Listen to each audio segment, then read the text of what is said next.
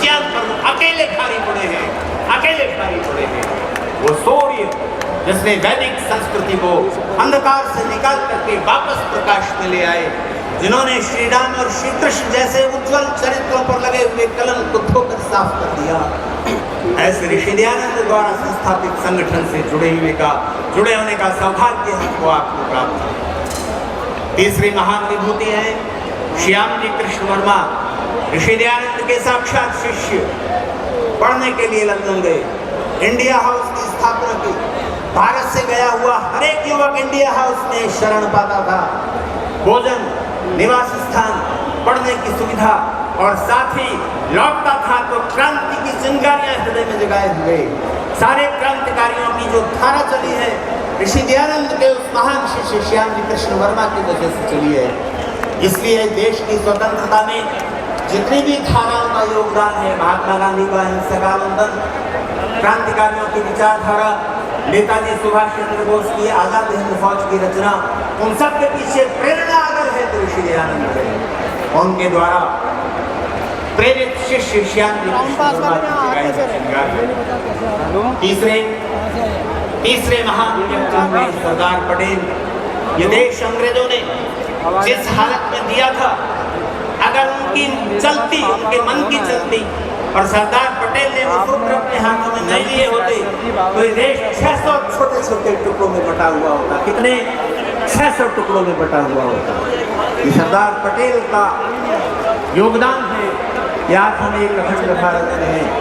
छोटा सा हिस्सा है तो कर दिया गया, उसके पीछे जिन नेताओं की भूलें रही उस पर चर्चा करने का पांच की महान विभूति जिनकी प्रतीक्षा कर रहे हैं नरेंद्र दामोदर दास मोदी है, जिनके नेतृत्व में ये देश शक्तिशाली होता हुआ एक ठीक लक्ष्य की ओर बढ़ रहा है। सारे विश्व के मानवता के शत्रु उस एक अकेले व्यक्ति के पीछे पड़े हुए हैं, या तो उसके समर्थन में है या उसके विरोध में है। मैंने उस अहमदाबाद के सम्मेलन में एक बात कही थी, वो बात ऋषि दयानंद के और नरेंद्र मोदी जी के संदर्भ में कहते हुए मैं अपनी बात को विराम दूंगा। जिन कम्युनिस्ट पार्टियों का किसी और प्रसंग में डॉक्टर जगन शास्त्री जी उल्लेख कर रहे थे, उस कम्युनिस्ट विचारधारा का संस्थापक हुआ है कार्ल मार्क्स। कार्ल मार्क्स का जब देहांत हो गया तो उसके अंतिम संस्कार के समय उसकी कब्र पर केवल उसके 4 मित्र, 4 समर्थक मौजूद थे। एंजेल्स थे, लेनिन थे, ऐसे 4 लोग थे। मार्क्स की कब्र पर अंतिम संस्कार करते हुए उसके बाद केवल 4 मित्र वहां उपस्थित थे। तो एंजेल्स ने उसकी कब्र पर बोलते हुए कहा कि मार्क्स एक महापुरुष था, कार्ल मार्क्स एक महापुरुष था। एंजेल्स ने जब ये बात कही तो लेनिन ने कहा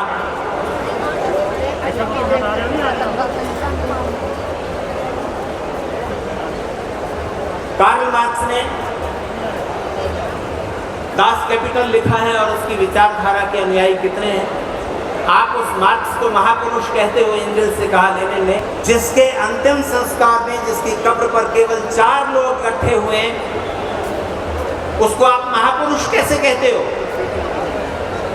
तो एंजेल्स ने कहा कि मैं मार्क्स को इसलिए महापुरुष कहता हूं, मेरे पास एक ही कारण है कि आने वाले समय में मार्क्स चले गए शरीर छोड़कर, लेकिन मैं मार्क्स को इसलिए महापुरुष कहता हूं कि आने वाले समय में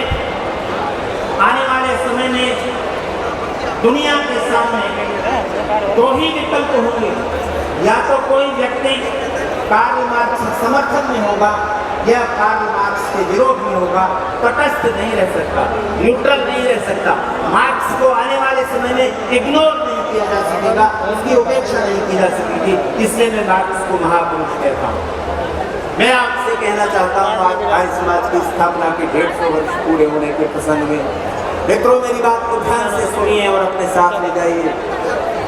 महर्षि दयानंद सरस्वती की बात, आर्य समाज की बात, वेद की बात दुनिया के किसी भी व्यक्ति के सामने आप रखें, उसको उस बात के समर्थन में होना पड़ेगा।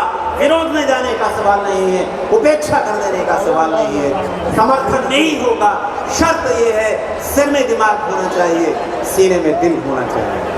अगर आप ऋषि दयानंद की बात, आर्य समाज की बात, वेद की बात दुनिया के किसी भी व्यक्ति के सामने रखते हैं जिसके सिर में दिमाग है और सीने में दिल है, जो सोचने के लिए तैयार है कि क्या सत्य है क्या असत्य है, जिसकी क्यूरियोसिटी, जिसकी जिज्ञासा जाग गई है, उसके सामने आप बात रखें और वो उससे सहमत न हो जाए, ऐसा संभव नहीं है, संभव नहीं है। आप उस विचारधारा के लिए आइए। इसलिए मैं आपको बार बार बधाई देता हूँ।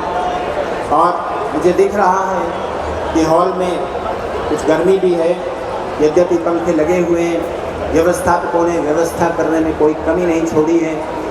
और आपके हाथों में जो ये अंदर प्रवेश पाने के जो कार्ड हैं उनसे आप हवा कर रहे हैं, मुझे दिखाई दे रहा है। लेकिन यहाँ मंच पर भी कोई बड़ा सुखद वातावरण नहीं है, यहाँ भी गर्मी है और मैं तो बोल रहा हूँ, आप सिर्फ सुन रहे हैं। हवा करते रहिए। और आपको मालूम है धर्म का पहला लक्षण क्या है? मनु ने धर्म की जो 10 पहचान बताई है उसमें सबसे पहला क्या है? सबसे पहली पहचान, सबसे पहला लक्षण कौन सा है? आप में से ज़्यादातर लोग जानते हैं, पहली पहचान, पहला लक्षण है धैर्य, और वो आप सब में मौजूद है। देखिए, कहीं पर मैंने एक सुंदर दिलचस्प बात पढ़ी, एक साधारण व्यक्ति और एक असाधारण व्यक्ति में क्या अंतर है। तो उन्होंने एक मनोवैज्ञानिक विश्लेषण प्रस्तुत किया था कि छोटे बच्चों का किसी एक जगह बैठे रहने का, पेशेंस रखने का, धैर्य रखने का, कंसंट्रेट करने का, एकाग्र रहने का जो समय होता है वो 45 मिनट होता है। 45 मिनट के बाद वो ऊबने लगते हैं और कुछ चेंज चाहते हैं, तो जो सब्जेक्ट करेंगे उठ के जाने लगेंगे या कुछ नया सब्जेक्ट दो तो उसको पढ़ने में। इसीलिए स्कूल में 45 मिनट के बाद पीरियड चेंज कर दिया जाता है। तो बच्चों का